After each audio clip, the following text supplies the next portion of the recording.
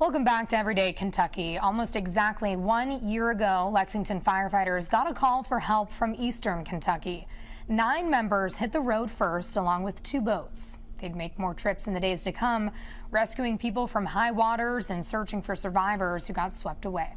When the waters receded, Governor Andy Beshear visited Lexington to recognize the first responders who stepped up to help.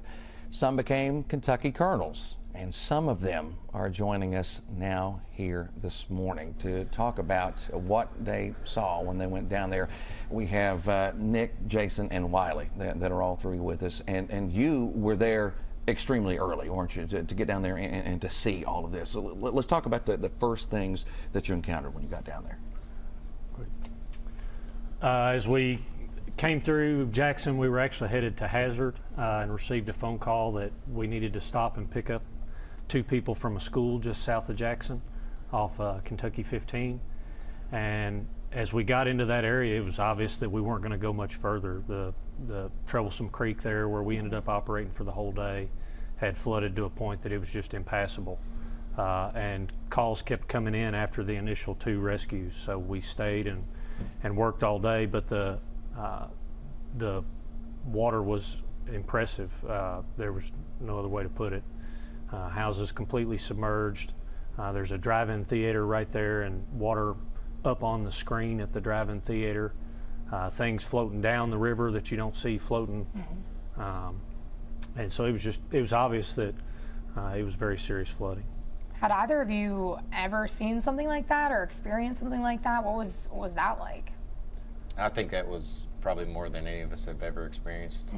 And to be honest with you, we didn't really know what we were expecting when we got there. But it was pretty obvious early on that this was probably one of the biggest events we've ever seen, and probably the biggest event that they've seen in that area. There was an incredible amount of rain.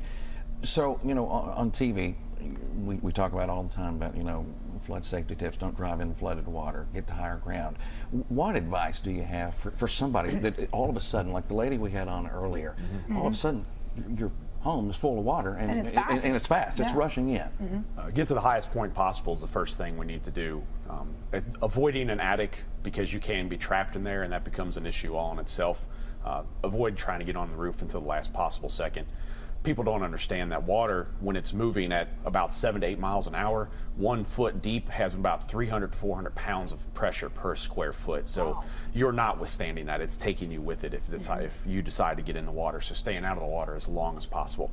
And if you are a rescuer, if you're trying to be a lay rescuer, not one of us who's trained, but somebody trying to go in, stay out as long as possible, because you're just going to become a victim as well. It's not a forgiving environment.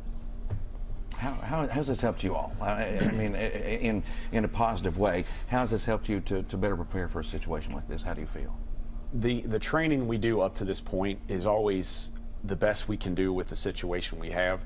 The real world experience of this led us to a whole new avenue of understanding what we're looking at, what we're going to possibly face.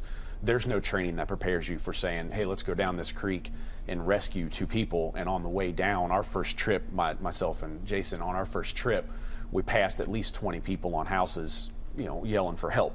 We went the furthest we could, grabbed people, bring them back, and then just kept doing that all day until we pulled 86 out of that one creek area. Wow. So that just gets us to the point where no matter how much we train, there's no amount of training that can prepare us for how crazy and wild this is actually going to be, and letting us know that we just need to train that much more. And you guys know all too well to stay calm in a situation. You know, you're running into fires and doing things like that. But again, like you said, nothing can really prepare you for something like that. How did you guys make sure to stay calm and, you know, just help those people out who are obviously not calm? I think part of that is just through our experience.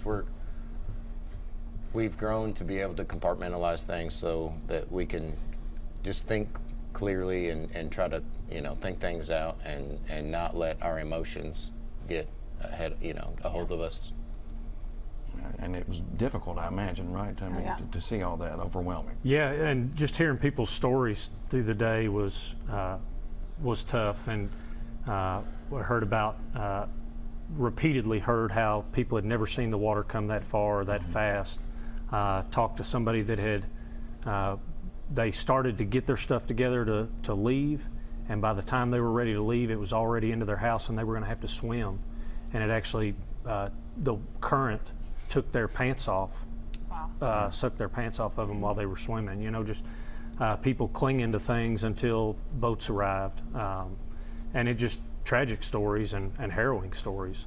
So it was difficult to hear that all day. Sure. But I think to Jason's point, having a task makes it easy to just That's do you what set you're your mind supposed to do, and it's not until you're riding home that you Yeah.